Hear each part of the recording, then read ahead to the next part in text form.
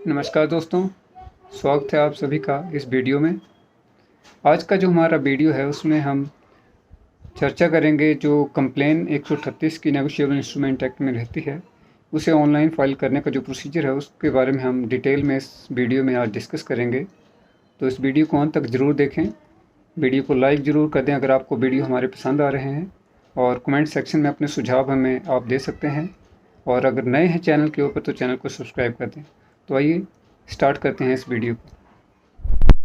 Complain file करने के लिए सबसे पहले आप ई कोर्ट्स ऐप जो हो उसको ओपन कर लें, या फिर किसी भी सर्च इंजन में जो हो आप ब्राउज़र में जो है इसे ओपन कर लें, और ई फाइलिंग ecourts.gov.in को जो हो वो इस साइट को ओपन करें। साइट को ओपन करने के बाद आपसे जो हो आपका यूज़र आईडी और पासवर्ड जो है वो मांगा जाएगा। लॉगिन करें, और लॉगिन करने के बाद जो है आपने न्यू केस के ऊपर जो हो क्लिक करना है। वहाँ पर आकर के जो भी डिटेल है वो आप यहाँ पे मेंशन कीजिए। जैसे आप लोअर कोर्ट में केस फाइल करना चाहते हैं, कौन से कोर्ट में जो है आप केस फाइल करना चाहते हैं, स्टेट डिस्ट्रिक्ट जो हो सिलेक्ट करें, केस का नेचर कौन सा है तो उस हिसाब से उसको सिलेक्ट करें, और आपको किस तरह का जो केस जो हो फाइल करना चाहते हैं वो सिलेक्ट कर लें, और इसको जो हो सबमिट कर दें। ये डिटेल सबमिट करने के बाद आपके पास जो हो 12 पेजेस का एक डिटेल यहाँ पे ओपन हो जाएगी, जिसे आपको भरना जो हो वो ज़रूरी है। इसमें आपको जो हो वो 4 ऑप्शन दिए गए हैं कि कौन कौन सी जो डिटेल है वो कंपलसरी है और कौन कौन सी जो हो वो ऑप्शनल है। तो सबसे पहले आपसे पिटिशनर की डिटेल जो हो पूछी जाएगी, जो कंप्लेनेंट है, तो उसका नाम, पता, जो भी उसका एड्रेस है, फ़ोन नंबर है, उसकी एज है, जो भी डिटेल आपके पास इसकी है, और जो मैंडेटरी डिटेल है उस डिटेल को आपको जो है इस पेज के ऊपर जो हो मेंशन कर देना है। जैसे हमने कंप्लेनेंट का नाम इसमें डाल दिया है, उसके फादर का नाम भी और मोबाइल नंबर, उसका जो एड्रेस है वो हम इसमें सबमिट कर देते हैं। उसका जो स्टेट है, उसकी जो डिस्ट्रिक्ट है, जो पिन कोड है, वो सारी डिटेल आप इसमें सबमिट कर दें।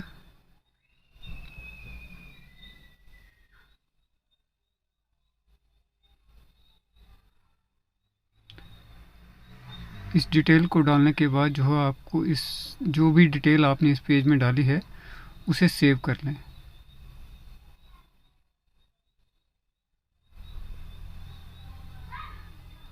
इस डिटेल को सेव करने के बाद आपने जो हो नेक्स्ट के ऊपर क्लिक करना है।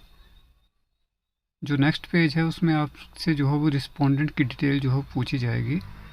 तो यहाँ पे हमने कंप्लेनेंट की डिटेल जो हो वो सेव कर ली है, और हमारे पास जो ई फाइलिंग नंबर है वो जनरेट हो गया है।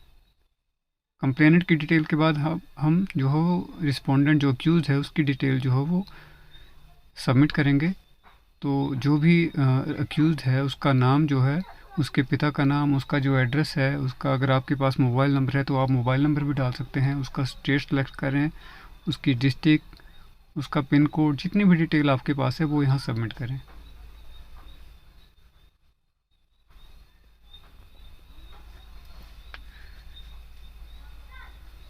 और उस डिटेल को सेव कर लें। इससे ऐसा है कि अगर आपका जो कई बार क्या होता है कि ये जो साइट होती है वो बीच में ही आपका जो ये कई बार जो हो क्लोज भी हो जाता है, और अगर आप इस डिटेल को सेव नहीं करेंगे तो आपको फिर से जो हो स्टार्टिंग से ये डिटेल जो हो सबमिट करनी पड़ेगी। और अगर आपने डिटेल सेव कर रखी है तो आप जो हो वो फिर से जब इस लॉगिन करेंगे तो आप जो हो आपके जो ड्राफ्ट केसेज है वहाँ पे आपको इस केस की डिटेल जो हो मिल जाएगी, और उस डिटेल को जो है आप जहाँ पर आपने इसको सेव किया था उससे आगे जो है इसको फिर से स्टार्ट कर सकते हैं।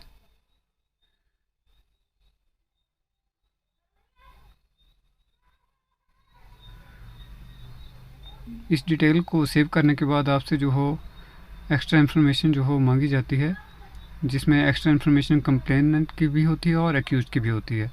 जैसे उसका जो नेशनैलिटी है वो सिलेक्ट कर लें, कौन सी कंट्री से वो बिलोंग करते हैं वो सिलेक्ट कर लें, और जो कोई भी एक्स्ट्रा इन्फॉर्मेशन आपके पास है वो आप इस पेज में जो है सबमिट करें।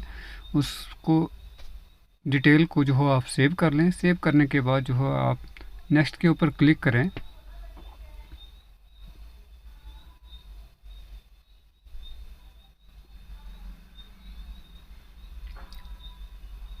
डिटेल सेव हो जाने के बाद आप नेक्स्ट के ऊपर क्लिक करेंगे तो आपके पास जो अगला ऑप्शन इसमें आएगा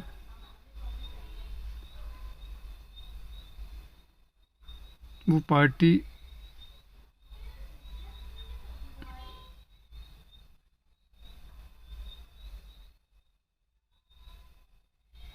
एक्स्ट्रा पार्टी के रिगार्डिंग है।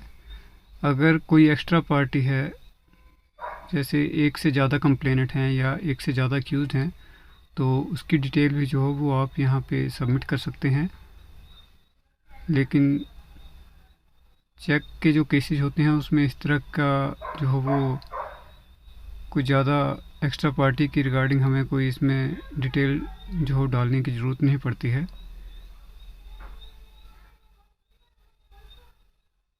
अगर तो कोई इस तरह की चीज़ है तो उस डिटेल को आप सबमिट कर दें और सेव करने के बाद जो हो नेक्स्ट के ऊपर क्लिक करें। उसमें जो आप केस डिटेल के रिगार्डिंग आपसे पूछा जाएगा, तो जो भी कॉज ऑफ एक्शन है, क्या आपकी प्रेयर है, वो सब जो हो वो इसमें आप डिटेल में बताएंगे। और डिस्प्यूट जो हो वो आपको कहाँ जो है वो ये डिस्प्यूट हुआ था, कहाँ उस स्टेट को, उस डिस्ट्रिक्ट को जो हो सिलेक्ट कर लें और उसके बाद जो है इस इंफॉर्मेशन को सेव कर लें। सेव करने के बाद नेक्स्ट जो आपके पास आता है वो आता है कि आप कौन से एक्ट में और कौन से सेक्शन में जो हो वो ये केस फाइल कर रहे हैं।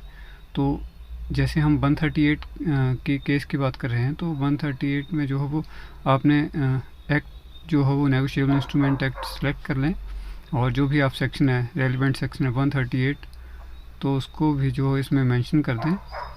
उस डिटेल को सेव कर लें और नेक्स्ट के ऊपर क्लिक करें। नेक्स्ट में आपके पास जो पुलिस स्टेशन के पर्टेनिंग जो पेज ओपन होगा, लेकिन 138 में हमारा पुलिस स्टेशन के पर्टेनिंग कोई मैटर इसमें था नहीं, तो इस डिटेल को जो हो आपको मेंशन करना जो हो यहाँ भरना कोई ज़रूरी नहीं है। आप नेक्स्ट के ऊपर क्लिक करेंगे तो जो अगला पेज है वो ओपन हो जाएगा।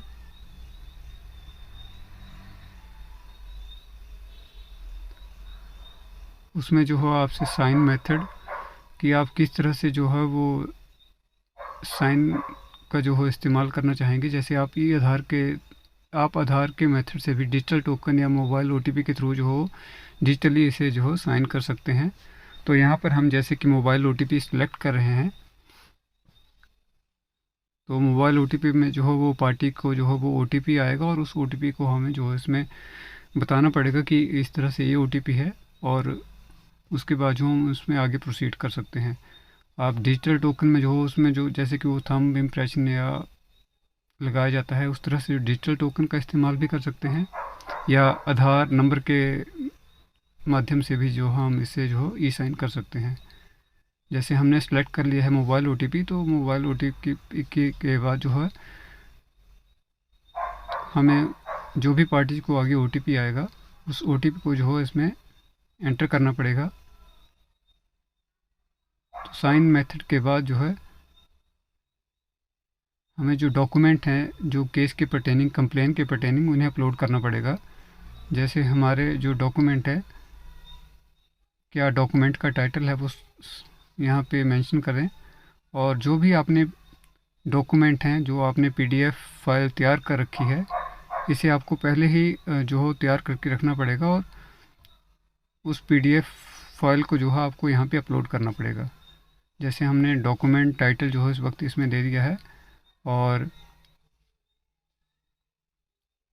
डॉक्यूमेंट टाइटल देने के बाद इसमें हम जो डॉक्यूमेंट फाइल है उसे सिलेक्ट करेंगे।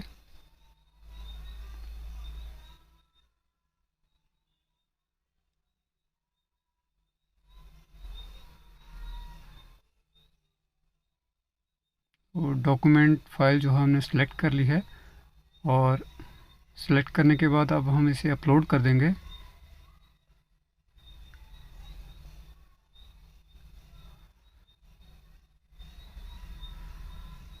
जैसे ही डॉक्यूमेंट अपलोड हो जाएगा उसके बाद हमारे पास ऑप्शन आएगा पे कोर्ट फीस का। या इससे पहले मैं आपको ये बता दूं कि जैसे आप डॉक्यूमेंट अपलोड करेंगे तो अगर आपके पास एक से ज़्यादा डॉक्यूमेंट हैं या कोई और भी आपने फ़ाइल जो है इसमें साथ में अपलोड करनी है तो वो भी आप साथ में अपलोड कर सकते हैं, क्योंकि जो भी आप डॉक्यूमेंट अपलोड करेंगे वो सबसे पहले आपके पास यहाँ सेव हो जाएगा। उसके बाद आप जितने भी चाहें जो केस के पर्टेनिंग डॉक्यूमेंट हैं उनको जो है फिर अपलोड कर सकते हैं।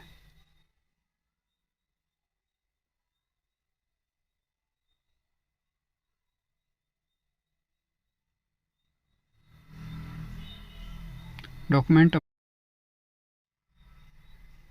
डॉक्यूमेंट अपलोड के बाद और कोर्ट फ़ी पे करने के बाद कोर्ट फीस में जो है वो आप या तो ऑनलाइन इसको पे कर सकते हैं या जुडिशियल स्टैम्प को जो सिलेक्ट करके अगर आपने ऑनलाइन इसके ऊपर कंप्लेन के ऊपर लगा दी है तो उसको भी सिलेक्ट कर सकते हैं। उसके बाद आपको अफर्मेशन का जो है इसमें ऑप्शन आता है, तो आपने जो है इसमें अफर्मेशन में जो है आपसे सबसे पहले कंप्लेनेंट का जो नाम और मोबाइल नंबर है उसको एंटर करना पड़ेगा।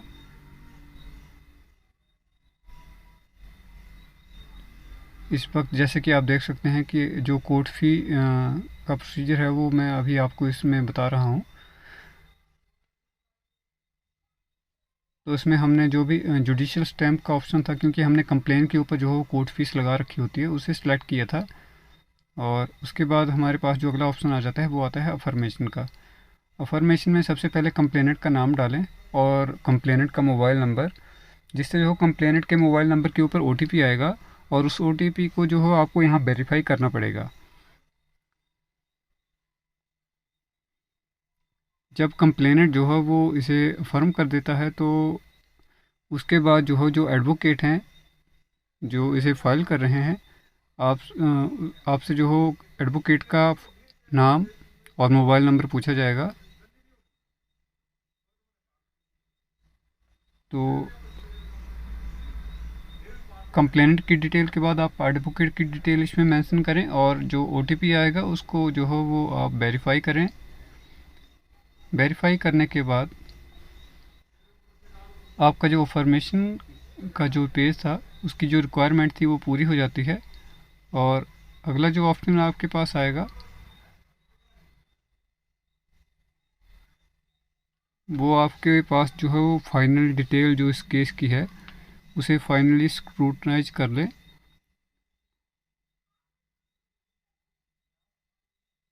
जैसे अभी जो हो ई वेरीफाइड जो हो वो मोबाइल ओटीपी के थ्रू जो हो इसमें वेरिफिकेशन हो चुकी है, और वैसे ही जो हो थ्रू एडवोकेट जो हो हम इसमें डिटेल मेंशन कर रहे हैं। जैसे एडवोकेट का नाम डाल के और मोबाइल नंबर,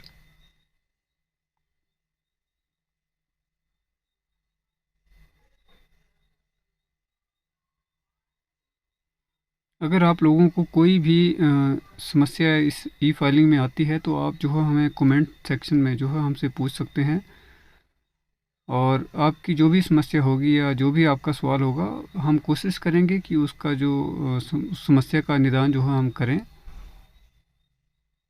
अफर्मेशन के बाद जो आपके पास जो फाइनल ऑप्शन आता है वो आता है व्यू का। आप जो भी आपने कंप्लेन इसमें डिटेल मेंशन की है उसको आके एक बार जो है क्रॉस वेरीफाई कर लें, चेक कर लें कि जो आपने पार्टीज के नाम जो दिए हैं या डिटेल जो आपने मेंशन की है वो सही है। और उस सब को चेक करने के बाद जो है आपको इसे फाइनली सबमिट कर देना है। जैसे ही आप इसको सबमिट कर देंगे तो आपका जो ये कंप्लेन है वो ई फाइलिंग का जो प्रोसेस था वो कंप्लीट हो जाता है, और इसे जो हो वो स्क्रूटनाइजिंग के लिए जो हो भेज दिया जाता है। और कोर्ट की तरफ से जो है इसमें एक्सेप्टेंस दी जाएगी, इसको प्रॉपर चेक किया जाएगा कि जो आपने डॉक्यूमेंट दिए हैं जो आपने डिटेल दी है वो सही है। उसके बाद कोर्ट जो हो इसको एक्सेप्ट करेगा और उसके बाद आपको जो हार्ड कॉपी जो है उसमें सबमिट करनी पड़ती है। तो इस वक्त जैसे आप देख सकते हैं कि ई फाइलिंग नंबर जो है वो उसमें बता रहे हैं कि जो हमारी कंप्लेन है वो फाइनली सबमिट हो चुकी है, और पेंडिंग एक्सेप्टेंस का जो ऑप्शन है उसमें जो डिटेल इसकी आ चुकी है। और इसको जो आप चेक कर सकते हैं जब भी